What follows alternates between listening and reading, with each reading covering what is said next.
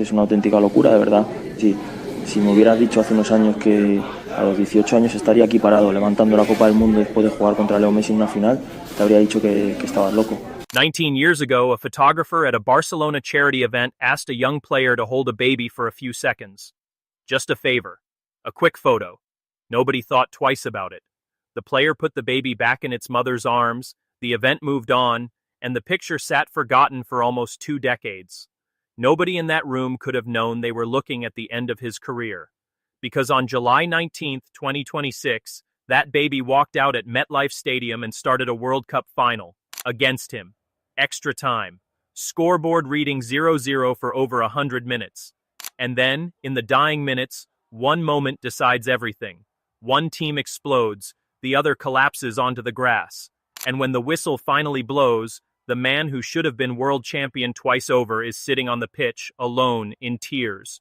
While 19 years and one photograph away, the teenager who just beat him stops his own celebration cold. He turns. He walks straight through the chaos, past his own teammates lifting the trophy behind him, and goes to find the one man in the stadium he came here to beat.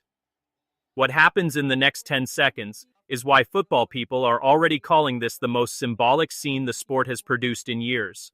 And almost nobody watching live understood the full weight of it until the replays started circulating hours later. This is that story.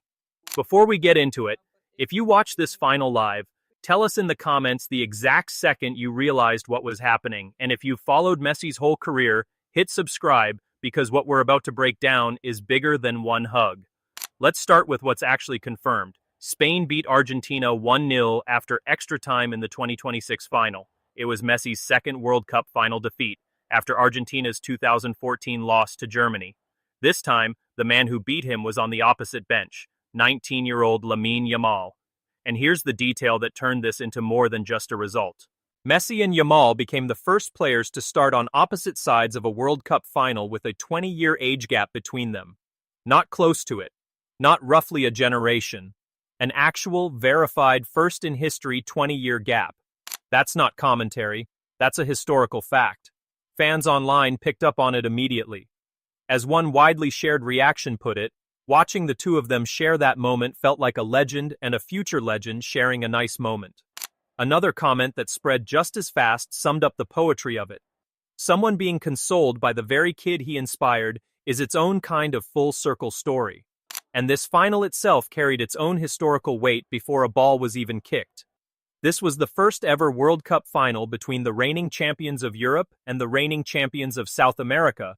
Spain's Euros title against Argentina's Copa America crown, settled on the biggest stage the sport has. Argentina, for their part, were chasing something almost nobody has done in the modern game. Back-to-back World Cup titles, a feat only achieved by Italy in 1934 and 1938, and Brazil in 1958 and 1962. This wasn't just Messi's story or Jamal's story. It was two footballing institutions colliding, with two generational talents standing at the center of it. Now here's the part that made the loss sting even more. This wasn't Messi getting outclassed. This was arguably the best World Cup of his entire career, statistically. Go through the road to the final and it reads like a highlight reel that shouldn't belong to a 39-year-old. In the group stage, Messi scored a hat-trick on his 200th international appearance, equaling a long-standing record for World Cup goals. In the round of 32 against Cape Verde, Argentina were dragged to extra time by a debutant nation before finally escaping 3-2. In the round of 16, Argentina fell behind Egypt 2-0, and it was Messi who assisted the first comeback goal before scoring the equalizer himself 4 minutes later. In the semi-final against England, Argentina trailed with time running out before two late goals completed the comeback, both created by Messi assists. By kickoff of the final, Messi had 8 goals and 4 assists for the tournament, and he was tied for the most goals of any player in the entire competition. This wasn't a farewell tour.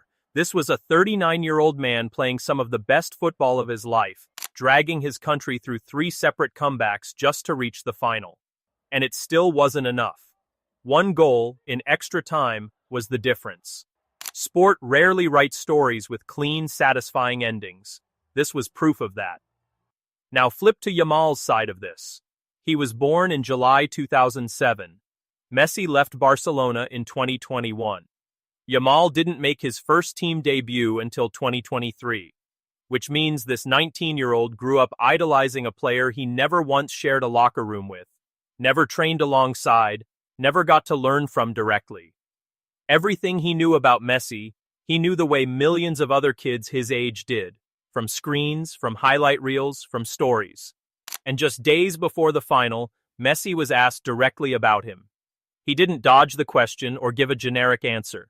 He said plainly that Lamine is a fantastic player, and that he'd followed him closely because of his connection to Barcelona, the club he said he'd always wished the best for. Think about what that means from Jamal's side.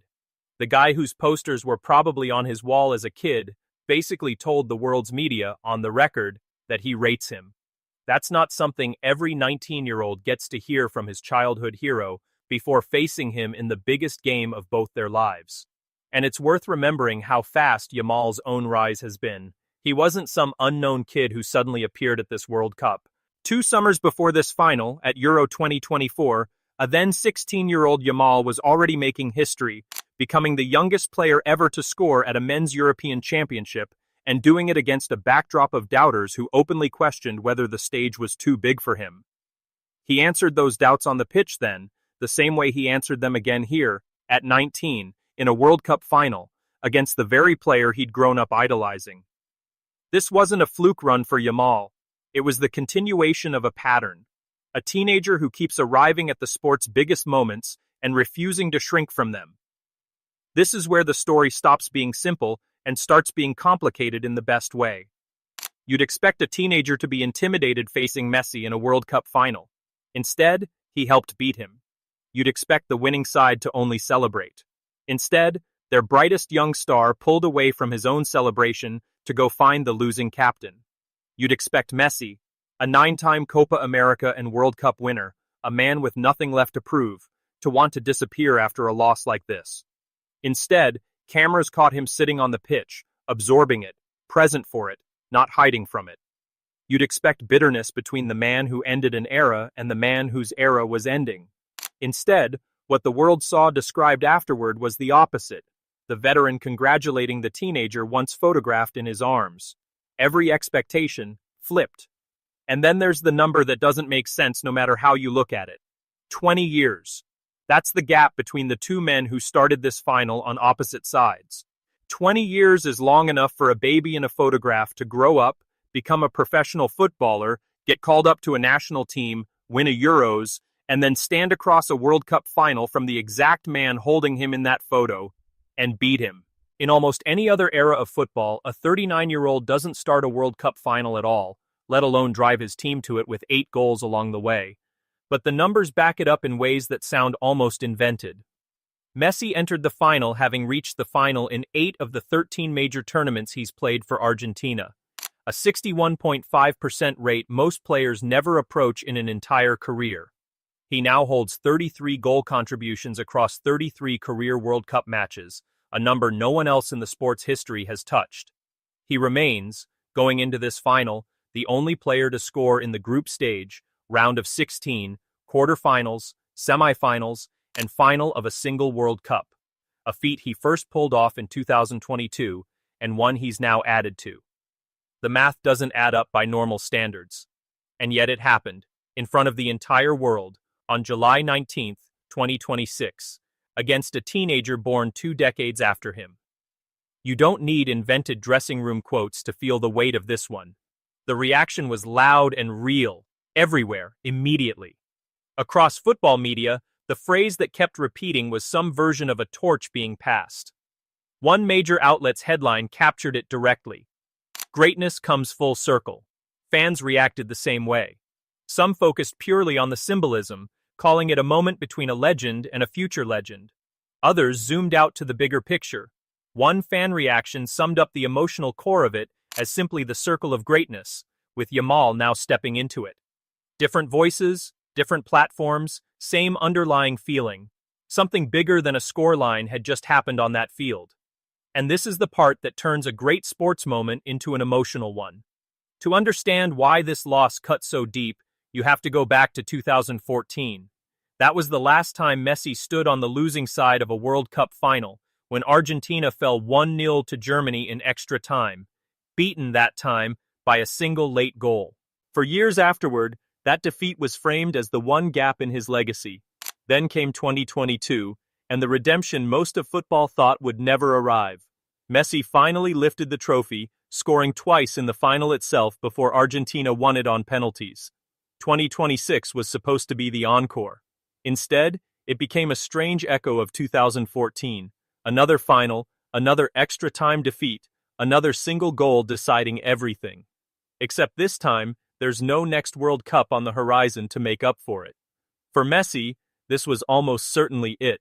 The 39-year-old was in tears after the final whistle, taking in what is likely his final World Cup appearance, not ending in triumph, but as one report put it, ending instead in dignity.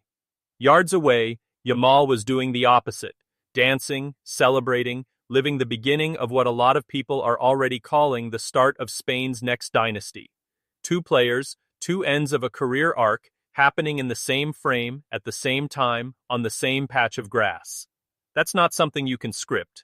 That's just what happened. So when Jamal paused his own celebration, the biggest moment of his career so far, to go find Messi and embrace him, it wasn't a photo op. It was a 19-year-old who grew up on Messi highlights, who once sat in his arms as a baby without either of them knowing what that photo would become, choosing to acknowledge the man who helped make him want to play this sport in the first place. Whatever comes next for Messi with Argentina, and whatever comes next for Jamal with Spain, July 19, 2026, gave football something rarer than a trophy. A genuine handoff, caught in real time, between the man who defined an era and the one who might define the next one. Two players, 20 years apart. One photo that started it all, and one final that closed the loop. Argentina's dream of back-to-back titles is over. Messi's story with the national team may be over too. But the sport itself just kept moving, the way it always does, from one generation's hands into the next, on a field in New Jersey, in front of the whole world, watching it happen live. If this one hit you the way it hit us, let us know in the comments what you think Messi's next chapter looks like, and subscribe for more breakdowns of the moments that actually matter in football.